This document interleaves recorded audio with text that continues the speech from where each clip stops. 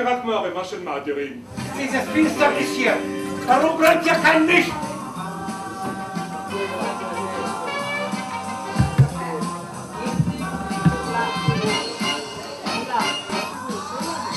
כן, כנראה שזה עושה להם משהו. אז מה, הרולד, פתאום החלטת לחזור מהחופשה שלך, אה? אתה מדבר, באמת. מה קורה לך?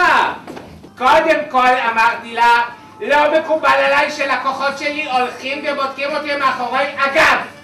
שנית, השולחן הזה הוא גאון על יד מר אברט, הוא הרי לא מבדיל בין חרסינה לפלסטלינה. קסדותיהן תופלנה ארצה. הקץ לבנזין, הקץ לנפט, הקץ לעשן הסיגריות ונענועי הרחיים.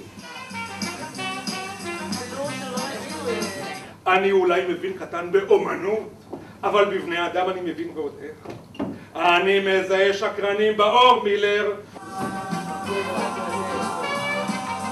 אני לא בטוח שאני מוכן לשקול יחסי ידידות עם נחש צפה. הרולד, אל תשכח, שגיאה היא אנושית, סליחה היא אלוהית. זה כבר אמרת, גברתי.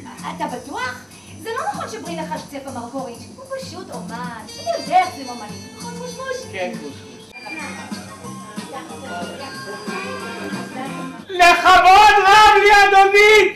כל כך מרגש להכיר אותך!